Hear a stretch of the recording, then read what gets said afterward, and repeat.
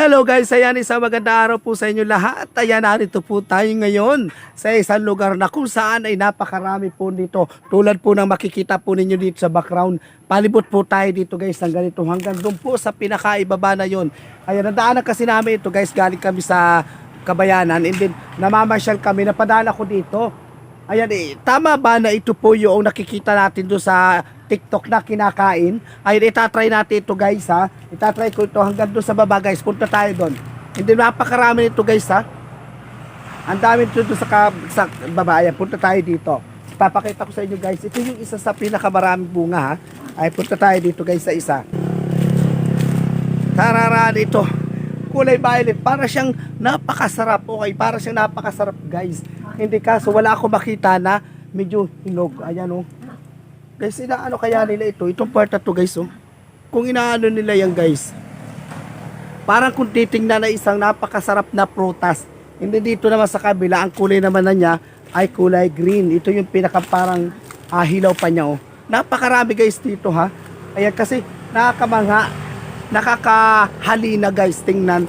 Kasi para siyang isang napakasarap na prutas kung titingnan mo sa malayo. Kasi iba't iba yung kulay, and then ito yung kulay green na makikita ninyo, and then ito naman yung kulay violet. And then dito sa kabila, sa pinakataas, makikita nyo naman dito. Ang ganda tingnan guys ha, ng ating background. Dito naman sa kabila is para siyang kulay, para nagkukulay naman siyang brown. Ito siya guys. Ito.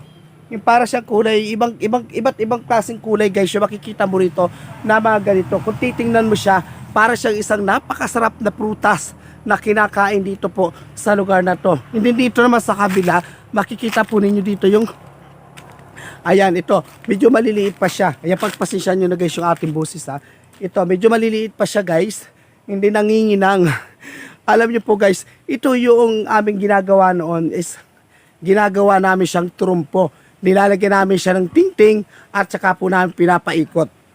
Yun yung kabataan namin na hindi ko malilimutan ito. Itong ganito guys. Hindi ito naman party na ito is ito yung parang kulay violet. Ito iba't ibang klase pala guys ha. Iba't ibang klase siya. Kulay violet.